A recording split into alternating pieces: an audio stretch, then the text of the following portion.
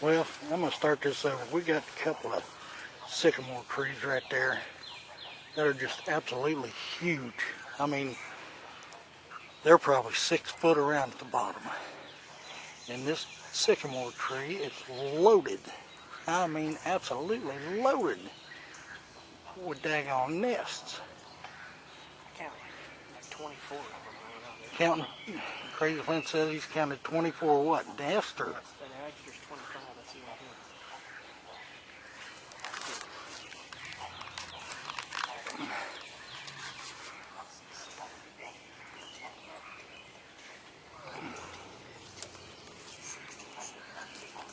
Nests are kind of hard to see, but I see 26 now. 26 nests.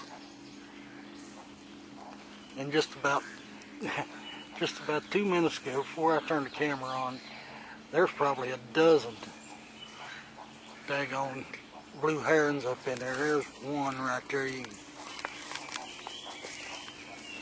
can see him sitting on a nest right there. But they are, I don't know if you can hear the racket you're making or not, but we're only 50, 75 feet from this tree. Here comes another one flying in. Here comes another one landing over there.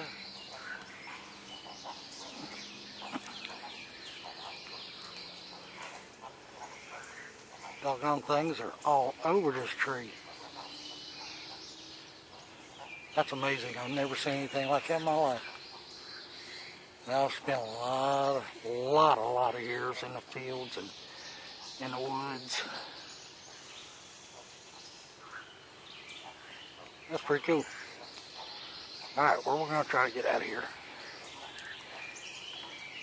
Thanks for looking. Hey, here we are. May 20th. Me and my buddy Joe out here looking a new spot.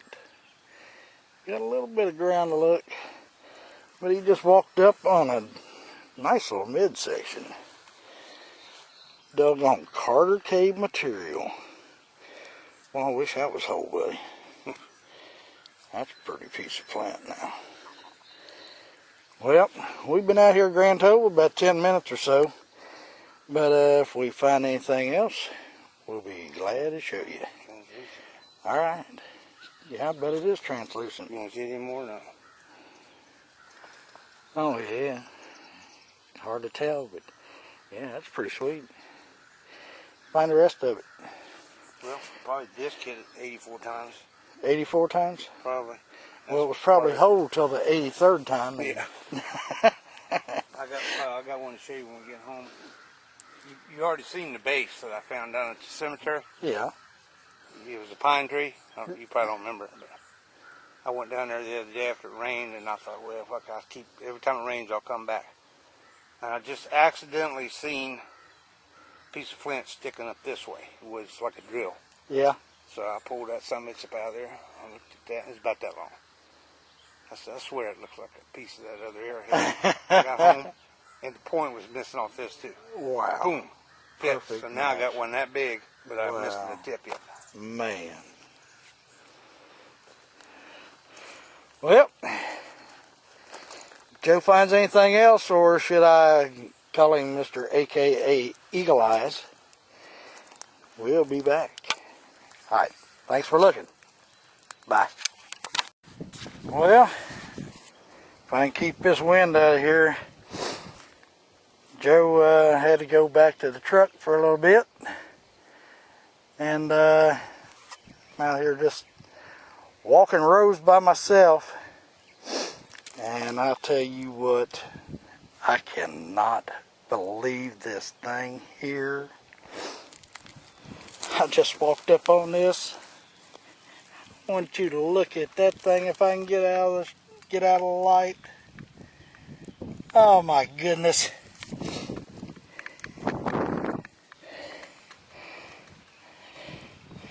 Ain't that a pretty little thing?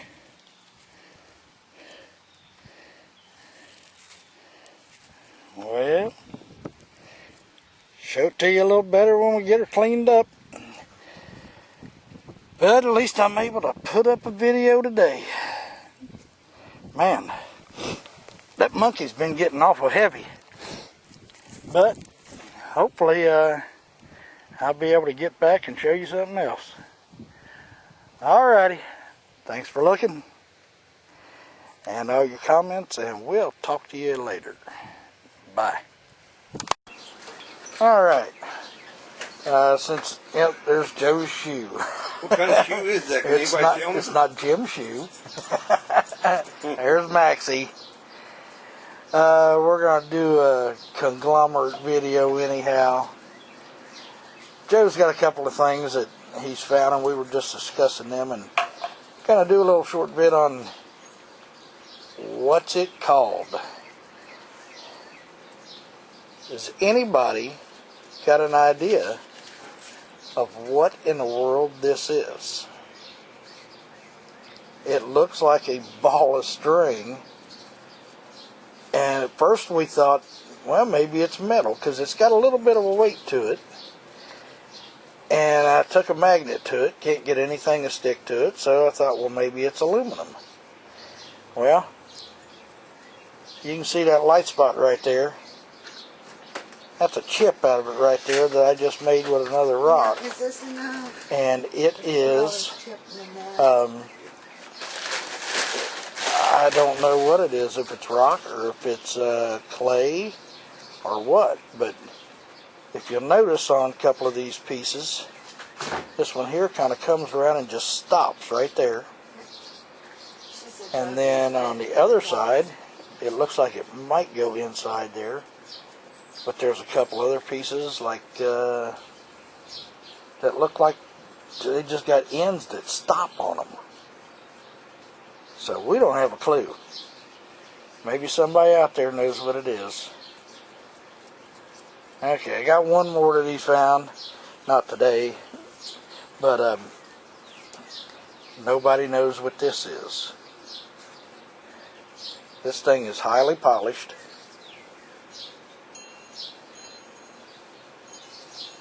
It's a little narrower than it is broad.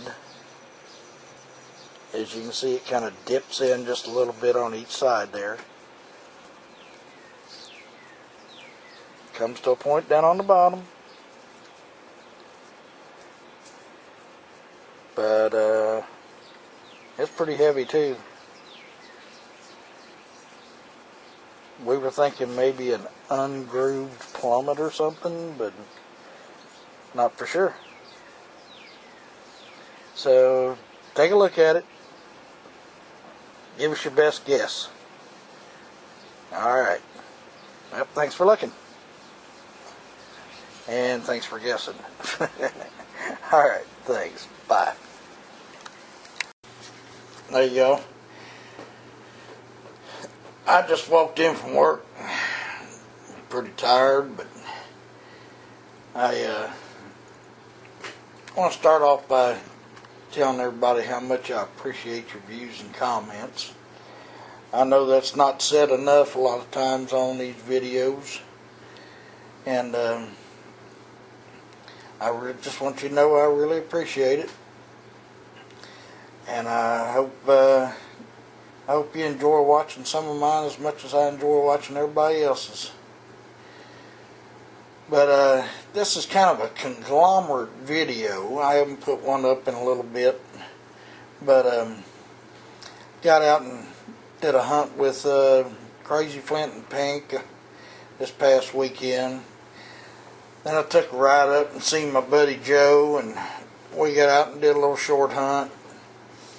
The results on both of them wasn't a whole lot, but I mean, I'm thankful for anything I do find. But really enjoyed myself on both of them, and can't wait to do it again sometime. But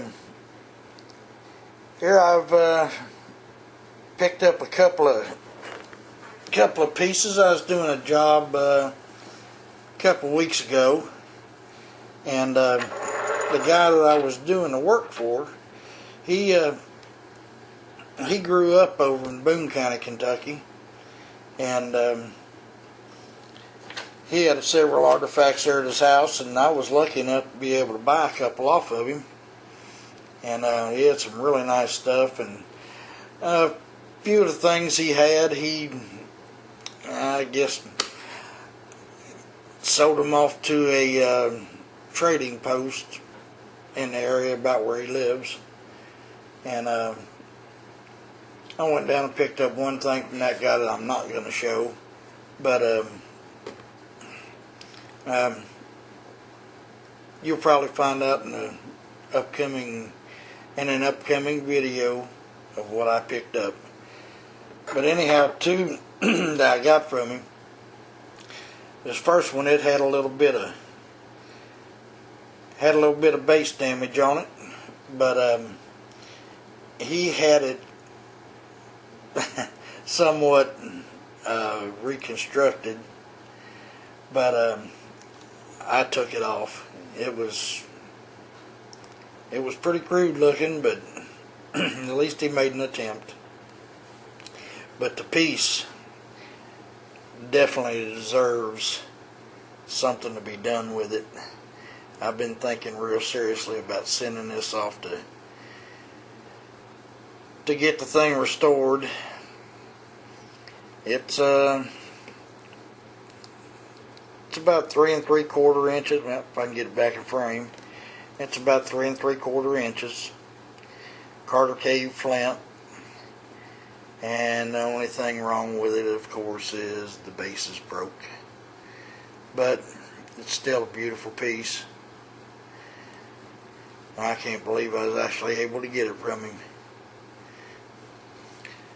But I got one more besides that from him. And this one here is like 3 1/2 inches. And not sure on the type of it. It kind of looks like several that it could be, but I liked it. It's got beautiful colors in it. They did some serious heat treating on this one, and base is lightly ground. It's not ground a whole lot, but they're both archaic pieces, and it tickled me to get them. Well, I guess the next piece I show is the one I found with Joe. We went to a spot that he got permission on, and it's got a little chip out of the base. But other than that, it's kind of nice. I'm not sure if that was intentional or if that's done just over the years, but it's an old break, I know that. When I first seen it, I'd seen it from about 10 foot away, and I was thinking notched dovetail. I was like, good grief, I can't believe that. But well, like I said, it's one of the better ones I've found in a while. But I'll be back in a second. I'm going to grab a couple of things I got from the hunt with Crazyflint and Pink. So I'll be right back. Alright, well, here we go. It wasn't much. It's not for lack of trying, because we really busted our rear ends trying to find some good stuff down there on the river with Crazy and Pink Sunday. But I come across this little thing here. I mean, it ain't much, but there's a couple flakes taken off of it, but not much of anything. Broke anyhow. Then I found this just maybe 15-20 minutes later. But of course, it's broke too. I mean, it's that hard of life. Then, found some type of broken tool. Story of my life. Scraper or something. And then, got a couple pieces of pottery. There's one, and this one here is just a plain one. Or else it's just all wore down where you can't hardly see the cord marks in it. Looks like it might have some light cord marks. But anyhow, one of the biggest parts of the bit I wanted to talk about was I come backing in the driveway, and there's a box sitting on the front porch from Alabama. Well, lo and behold, old Jonzi done hooked me up now, I tell you. This is one thing that we don't find around here at all, and that is quartz pieces. I mean, I know of a few pieces from around here, but not much. But I tell you what, some of these things, and he says this is an average field hunt. I don't know if he means an average for one day or an average for 6 months, because this is something that I'd be finding in about 6 months. But some of these things are sweet. I mean, they're thin. They got some pretty nice flaking on them and that. This one here actually, I don't know if it's incidental, but feels like there's a little bit of a flute in there. Then got a nice old blunt.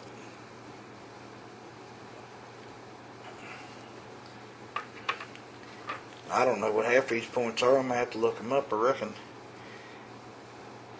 But there's some pretty cool ones. I can't believe it even serrated some of this quartz. Because I've tried napping it, and I tell you what I come up with don't look nothing like what Paleo Man 52 or Rob comes up with. Mr. Benavides. But I'll tell you what, Jonzi, I don't know what I did to deserve this stuff, but I really appreciate these things. There's 27 doggone pieces here. I'm going to have to get a case just to put this stuff in. But I think this might be Weiss quartz. I'm not sure. It's blackish, kind of grayish colored. But I'll tell you what, if anybody's done any napping and they've tried to do anything with quartz, you just got to have a new appreciation for what these poor guys here had to go through to make these things, because that is some one tough stuff. That stuff is sweet now. Yeah, I don't think I think I've got maybe 2 pieces of quartz that come from a buddy of mine's Tennessee collection, but I'm sure not short on it now. Well, Jonzi, I really appreciate these things, brother. I mean, they're, for just being what you call field grade stuff, they're still pretty daggone nice. Man, I wouldn't know what to call half these things, but that's a pretty piece. I mean, it's just shiny as could be. That's really cool. I really appreciate that, Jonzi. I can't wait to get them in a case and show a few people. Alright, well, I'm going to get off of here. But thanks again. And like I said before, I appreciate all your views and comments. And I hope y'all are finding lots of G10s. And if you're not, just gotta like whatever you get. Alright. Take care now. Bye-bye. Before I forget. Oh man, I'm tired. I'll tell you what, I run 1,300 feet of 4-strand barbed wire today. And it wasn't easy. I ain't done that in many, many years. But the guy that I'm doing the job for, I come back up from the field, and he says, I got something for you since you like all that Indian stuff. And he says, I got it laying in the back of your truck. I want you to check this out. This is a hand-forged tomahawk. And I got a name on it, and it's JH, and the last, or the 4 initials that I have in the last name is SALV. And that's, I looked it up online and that, and I can't find anything out about it. But this is really a neat looking piece. I mean, it's, whoever done it did their best. It's cool. I really appreciate stuff like this, and I guarantee you it'll be going in my collection. Alrighty, y'all take care. Hopefully I'll be getting back out and showing something something better than I have been finding here recently. But y'all take care, and I hope to be talking to you soon. Bye now.